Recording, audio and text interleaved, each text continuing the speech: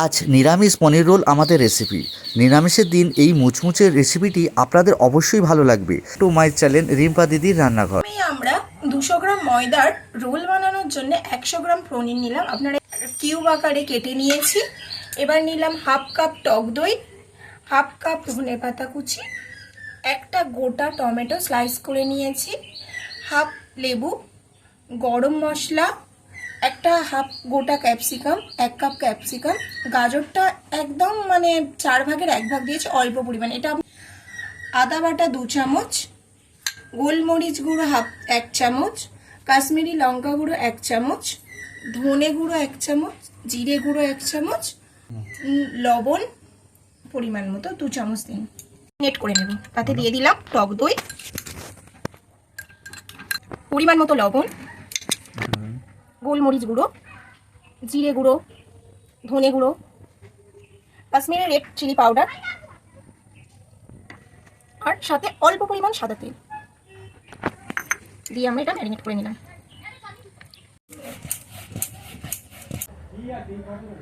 আমরা এইরকম ভাবে কেটে নেব।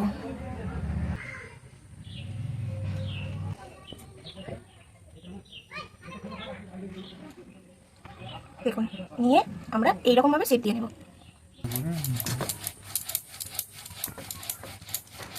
তো রেডি হয়ে গেছে,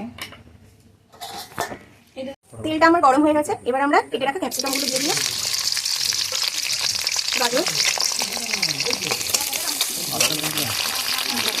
টমেটো,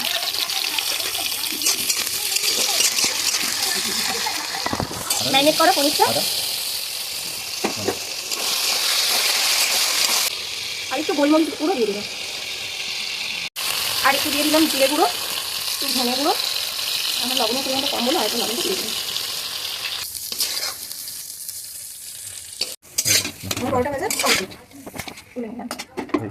এইভাবে আমরা সবকটাকেই ভেজে নেব। পনিরের পুরটাকে এইভাবে রোলের ভিতরে দিয়ে দেবো। করতেই আমরা হালকা করে লবণ ছড়িয়ে দেবো, বিন লবণ দেবেন, আর অল্প পরিমাণ গোলমরিচের গুঁড়ো ছড়িয়ে দেবো। তার সাথে দিয়ে দেবো টমেটোর সস,